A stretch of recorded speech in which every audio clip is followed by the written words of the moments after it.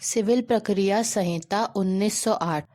तो आज हम पढ़ेंगे सिविल प्रक्रिया संहिता की धारा 3, न्यायालयों की अधीनस्थता। पहले बेयर एक्ट में देखते हैं क्या लिखा है। बेयर एक्ट के अनुसार धारा 3 न्यायालयों की अधीनस्थता की बात करती है। इस संहिता के प्रयोजनों के लिए जिला न्यायालय उच्च न्यायालय के अधीनस्थ है और जिला न्यायालय से अवर श्रेणी का हर सिविल न्यायालय और हर लघुवाद न्यायालय उच्च न्यायालय और जिला न्यायालय के अधीनस्थ है। तो बेयर एक्ट में लिखा है कि इस संहिता के प्रयोजनों के लिए जिला न्यायालय उच्च न्यायालय के अधीनस्थ है। मतलब कि इस संहिता के उद्देश्यों के लिए, प्रयोजनों के लिए जो जिला न्यायालय है वो उच्च न्यायालय के अधीन होगा, अधीनस्थ होगा, उसके नीचे काम करेगा। और जिला न्यायालय से अवर श्रेणी का हर सिविल न्यायालय, यानी कि जिला न्यायालय से अवर श्रेणी का यानी कि नीचे का हर सिविल न्यायालय और हर लघुवाद न्यायालय। लघुवाद न्यायालय यानी जो छोटे केसों की सुनवाई करते हैं, लघु केसों की, छोटे केसों की सुनवाई करते हैं। तो जिला न्यायालय से अवर श्रेणी का हर सिविल न्यायालय यानी कि जिला न्यायालय से नीचे की श्रेणी का हर सिविल न्यायालय और हर लघुवाद न्यायालय यानी छोटे केसों की, छोटे वादों की सुनवाई करने वाला न्यायालय उच्च न्यायालय और जिला न्यायालय के अधीनस्थ होगा। तो ऐसा कोई छोटा न्यायालय जो सिविल न्यायालय है और लघुवाद न्यायालय है, वह जिला न्यायालय और उच्च न्यायालय के अधीन होता है और जिला न्यायालय केवल उच्च न्यायालय के अधीन होता है। तो उच्च न्यायालय के अधीन होता है जिला न्यायालय और जिला न्यायालय के और उच्च न्यायालय दोनों के अधीन होते हैं अवर श्रेणी के, निचली श्रेणी के सिविल न्यायालय और हर लघुवाद न्यायालय। इसके बाद आती है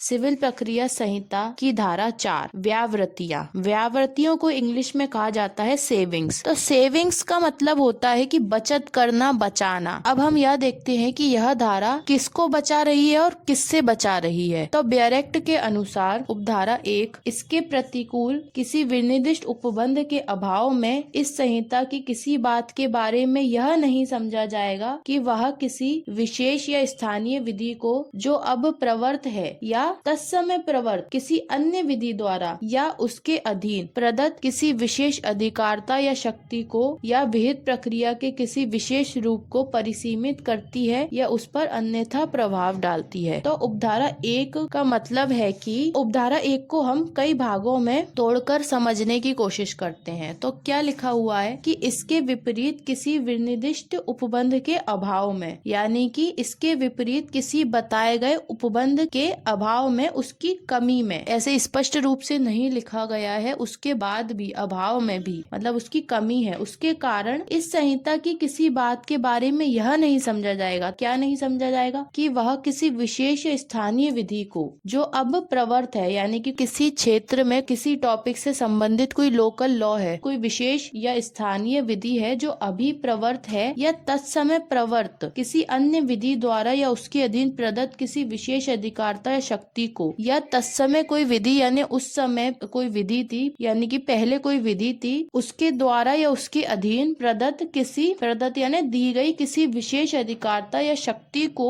या विहित प्रक्रिया को, या तो उसमें कोई विशेष अधिकारता दी है या कोई विशेष शक्ति दी है या कोई प्रक्रिया कोई विहित की गई है, बताई गई है, तो इसके किसी रूप को परिसीमित करती है या उस पर अन्यथा कोई प्रभाव डालती है, यानी कि उस पर अन्यथा यानी कि कोई और प्रभाव डालती है। तो उपधारा 1 में कहा गया है कि सिविल प्रक्रिया संहिता से सेव किया गया है। किसे सेव किया गया है, किसे बचाया गया है? विशेष या स्थानीय विधि को। अगर विशेष या स्थानीय विधि में कोई विशेष अधिकारता, शक्ति या कोई विशेष प्रक्रिया विहित की गई है तो वहाँ पर वही स्थानीय विधि लागू होगी और सिविल प्रक्रिया संहिता उसे किसी भी प्रकार से परिसीमित या कम नहीं करेगी या उस पर कोई और प्रभाव नहीं डालेगी। अब आती है धारा 4 की उपधारा 2। बेयर एक्ट में लिखा है कि विशिष्टता और उपधारा 1 में अंतर्विष्ट प्रतिपादना की व्यापकता पर प्रतिकूल प्रभाव डाले बिना इस संहिता की किसी बात के बारे में यह नहीं समझा जाएगा कि वह किसी ऐसे उपचार को परिसीमित करती है या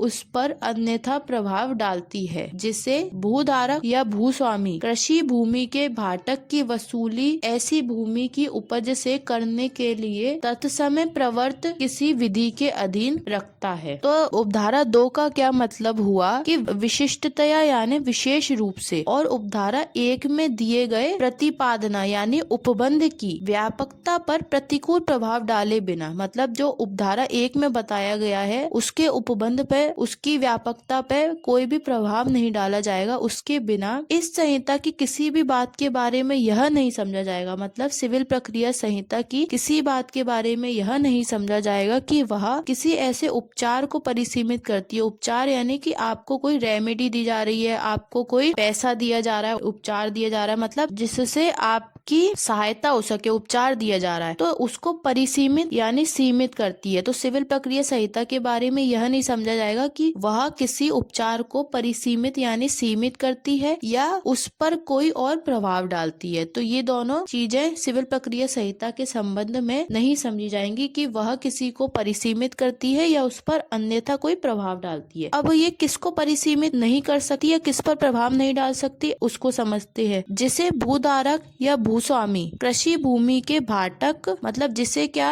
भूधारक मतलब भूमि को धारण करने वाला भूधारक, या भूमि स्वामी यानी भूमि का स्वामी, कृषि भूमि के भाटक। अब कृषि भूमि के भाटक क्या होते हैं, यानी कि कृषि भूमि के जो किराया होता है उसे कहा जाता है भाटक। तो भाटक की वसूली ऐसी भूमि यानी कि किराए की वसूली ऐसी भूमि के उपज से, यानी कि जो उस पे उपजा है, खेती वगैरह हुई है, तो उसकी उपज से करने के लिए उस समय लागू किसी विधि के अधीन रखता है। तो इसका मतलब यह हुआ कि किसी भूमि का भूधारक या भूस्वामी उस भूमि को क्या करता है, किराए पर देता है, और उसकी किराए पर देने से उसकी वसूली कैसे कर रहा है, उसकी उपज से ही कर रहा है। यानी कि उसको जब उसने किराए पे दे दिया और उस भूमि पर जिसको उसने किराए से दिया था उसने कुछ उपज की, तो उस उपज से ही वो क्या कर रहा है, अपना किराया वसूल कर रहा है। यह किसके अधीन कर रहा है कि वहाँ पर कोई स्थानीय विधि या लोकल लॉ लागू है तो उसके अधीन कर रहा है। तो उसको सिविल प्रक्रिया संहिता किसी भी तरीके से ऐसे उपचार को कि उसको क्या मिल रहा है, अपने किराए की वसूली कर पा रहा है, वो अपना उपचार कर पा रहा है, तो उस उपचार को सिविल प्रक्रिया संहिता किसी भी तरह से परिसीमित यानी कम नहीं करेगी और उस पर कोई प्रभाव नहीं डालेगी। तो अब हम देख लेते हैं समरी, संक्षिप्त में देख लेते हैं कि आज हमने क्या क्या पढ़ा। तो हमने पहले पढ़ी सिविल प्रक्रिया संहिता की धारा 3, जो यह बता रही थी कि न्यायालयों की अधीनस्थता, मतलब कौन सा न्यायालय किस न्यायालय के अधीन होगा। तो उसमें हमने पढ़ा कि जिला न्यायालय उच्च न्यायालय के अधीन होता है, और जो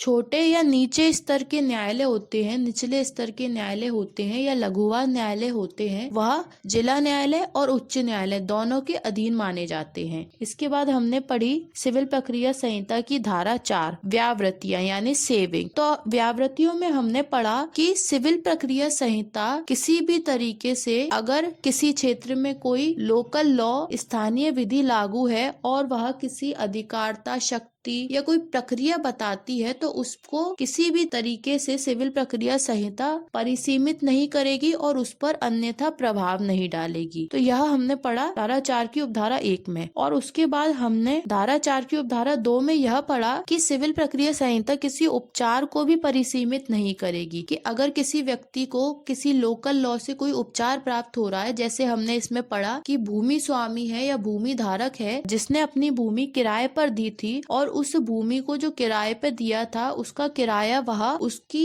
उपज से प्राप्त करता है, तो उसे स्थानीय विधि के द्वारा जो उपचार प्राप्त हो रहा है तो वह उसे प्राप्त कैसे करता है, स्थानीय विधि के अधीन प्राप्त करने का अधिकार रखता है। तो उपज से उसे अपना उपचार प्राप्त हो रहा है, किराया प्राप्त हो रहा है, जिसे वह वहाँ की स्थानीय विधि के अधीन प्राप्त करता है। तो उस पर सिविल प्रक्रिया संहिता किसी भी तरीके से उस उपचार को ना तो परिसीमित करेगी ना ही उस पर कोई प्रभाव डालेगी। आज हमने सिविल प्रक्रिया संहिता की धारा 3 न्यायालयों की अधीनस्थता और धारा 4 व्यावृत्तियों को समझा।